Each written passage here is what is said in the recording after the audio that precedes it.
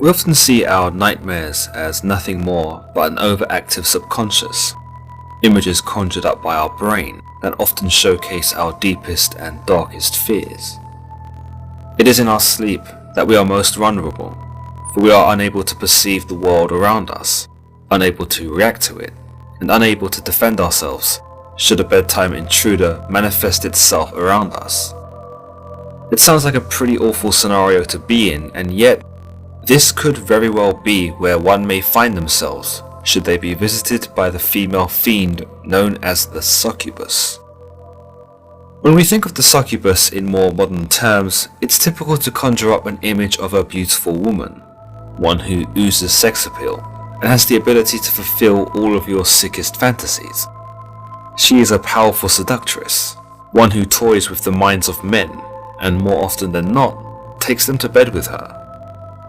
In most cases today, you'd be forgiven for thinking a succubus is just a term used to describe a provocative woman who gets her way with men and usually comes off richer from the experience, whilst her poor sap of a man crumbles in her absence. The woman in question may be cunning and deceptive, yet possess a beauty and charm that captivates all who behold her. They typically possess intense charisma and are used to tantalizing the opposite sex with both their words and their bodies. A succubus in today's world is thought to be a domineering woman, one who is vengeful, prideful, and yet still pretty hot. Indeed, it has come to this, that after having done pirates, Vikings, samurai, and a whole bunch of legends on this channel, we are now spending most of this video talking about your ex. The succubus was once a prominent supernatural entity in folklore back in the medieval age, and was thought to be a demon that took the form of a woman in order to achieve sex with men. It's understood that the men in these scenarios were usually sleeping, and that in the middle of the night they would be stirred by the succubus and coaxed into sexual intercourse. Now, I know what a lot of you are thinking. A hot girl just woke me up in the middle of the night for sex. Result. But if you're anything like me, it doesn't matter how hot you are. If you're waking me up from my slumber, I'm probably going to punch you in the face. Secondly, these encounters were thought to take place in the dream state, which many may link to wet dreams, in a time before they could be scientifically explained.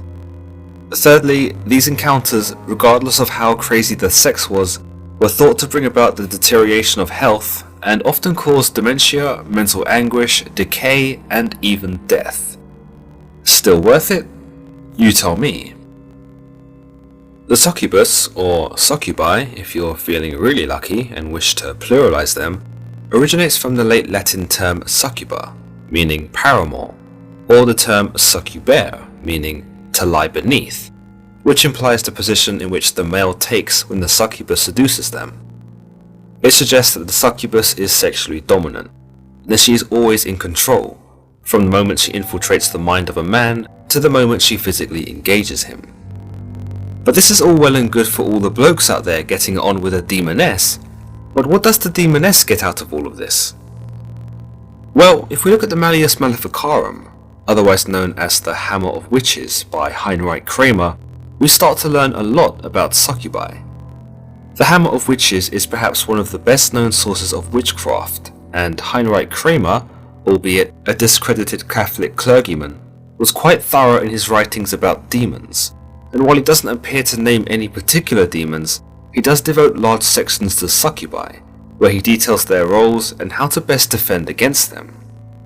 Kramer tells us that the succubus preys on men not because she is horny and can't help but booty call her way into your dreams, but because she wishes to steal one's sperm. Indeed, you might call her a sperm burglar, or a sperm bandit, or a sperm looter? Whatever, the succubus aims to retrieve the sperm of her victims, which she then delivers to the incubus, a male demon that then visits an unsuspecting sleeping female. The incubus then impregnates the human female, which Kramer explains is how demons are able to reproduce, given their traditional religious beliefs that angels and demons are not able to sire offspring. Through this surrogate loophole, the demons are able to continue growing their offspring as the mortal female then gives birth. While the specifics are not detailed, it is thought that once the succubus has one sperm, they alter it in some way before handing it over to the incubus, and this is a vital process in ensuring the child becomes theirs. Once the child is born, it is thought that the child will be deformed or have some inclination for evil, as well as being sensitive to possession and supernatural influence, thus making them as the spawn of a succubus and incubus. In demonology, these spawns are referred to as cambion. This whole idea is loosely linked to the dissertation written in the late 16th century by King James VI, titled Demonology, which confirms the traditional belief of angels and demons being unable to reproduce by natural means. He explains that there are certain workarounds which a demon might use in order to father more children, and that it is to steal the sperm from a recently deceased male and place it inside of a woman. Another idea discussed is the ability for demons to possess the body of a corpse and for them to have intercourse through the human vessel in order to impregnate another. So now that we have a bit of an idea of what a succubus does and what her main objective is, it's time to talk about the succubus in various legend and myth throughout history. It would be impossible to do this, of course, without mentioning the Jewish mystical entity known as Lilith, the supposed first wife of Adam. Lilith appears mainly in the rabbinical text titled The Alphabet of Ben Sira, an anonymous text that talks a lot about masturbation, incest, and flatulence. But most people know of it because of its feature of the demoness Lilith. Lilith wasn't always a demon. The book tells us the familiar story of God creating man and woman, but instead of Eve, God creates Lilith, for whom he intended to be a companion to Adam because Adam was lonely. But the two began to fight, mostly on the account that Lilith refused to be submissive during sex. She declared that she would not lie beneath Adam, but that she would only have sex with him if she got to go on top. The idea was that Lilith believed she was superior to Adam, and that this ought to have been reflected in their sex. This fight would escalate to the point that Lilith left Adam, and left the Garden of Eden, though not before she uttered God's name as an insult to both man and his creator. She then flew off, suggesting that she grew wings or had wings, leaving Adam to pray to God to tell him that Lilith had left him and the garden. God pretty much takes Adam's side. He sends 3 angels after Lilith with the intention of dragging her back, but by this point, Lilith has already made up her mind. The angels are able to intercept her in the midst above the sea and try to drown her when she could not be convinced to return. However, they soon realized that they were not powerful enough and that both sides were equally matched. While we don't get a detailed description regarding the transition of Lilith the woman to Lilith the demoness, Lilith does declare to the angels, "I was created only to cause sickness to infants. If the infant is male, I have dominion over him for 8 days after his birth, and if it's female, for 20 days.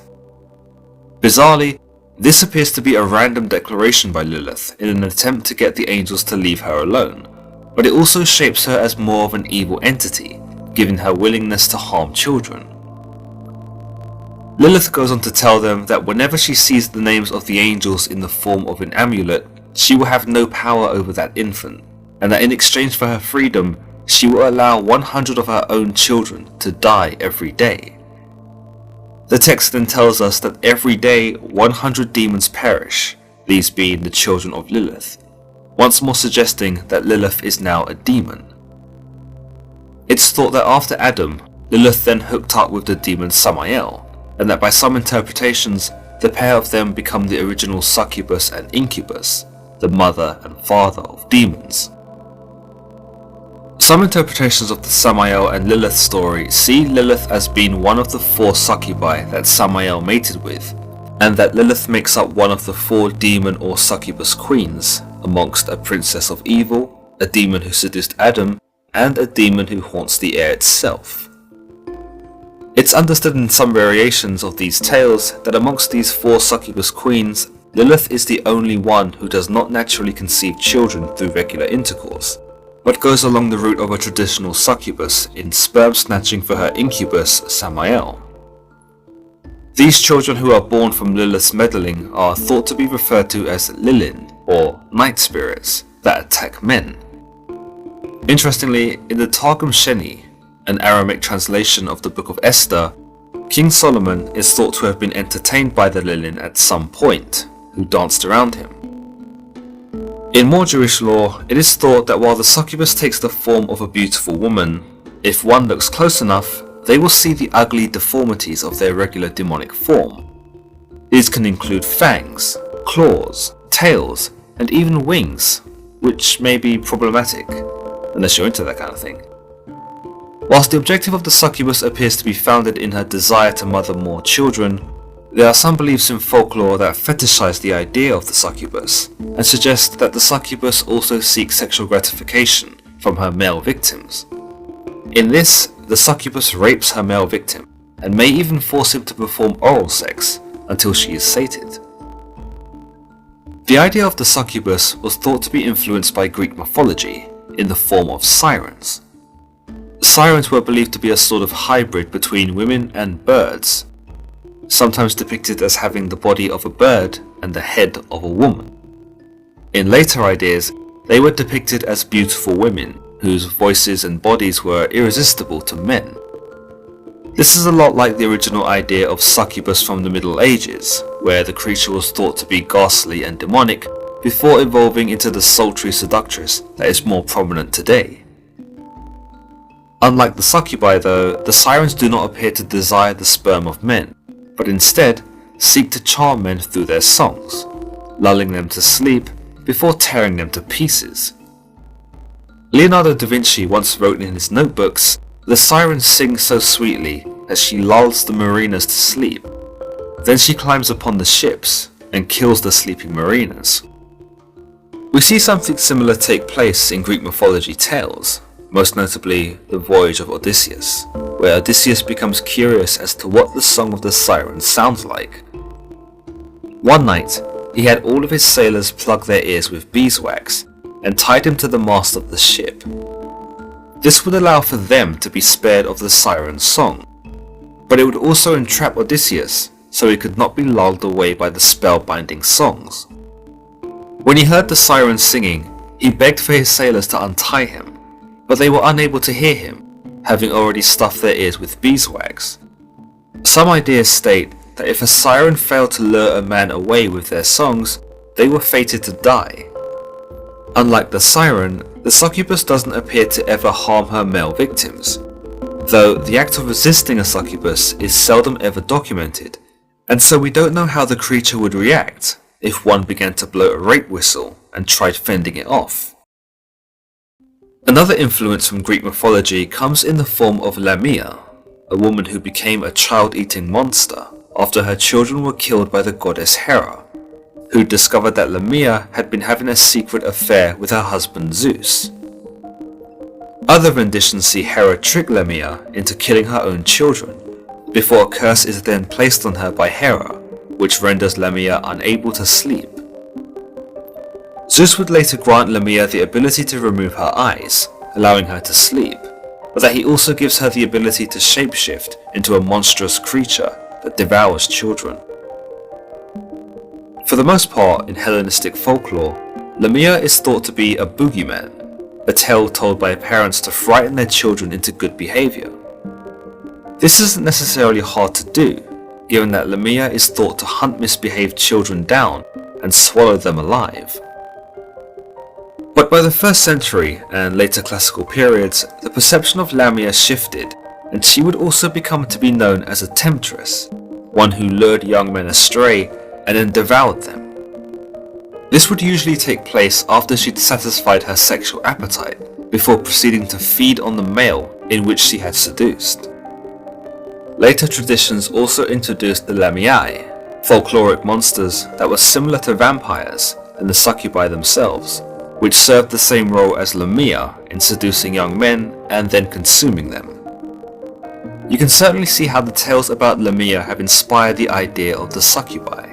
Both entities seek to achieve their ends by sexual activity, and both seem to take their male victims unawares, often lulling them into a state of submissiveness.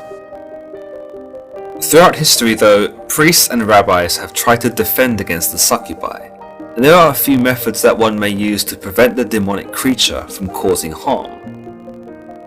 If you cast your minds back to Lilith, you'll notice she tells the angels who come to drag her back to the Garden of Eden that she will not harm anyone who bears an amulet with their names inscribed on it. Their names, should you wish to get yourself an anti-succubus amulet, are Sinoi, Sensenoi and Samangeloth, which may or may not be an interesting conversation starter. You might also try the good old tried and tested method of sprinkling holy water around your bed, or you may wish to just do what I do and become a YouTuber and never sleep again. But I hear the most effective method of keeping a succubus from trying to seduce you is to simply get married to it.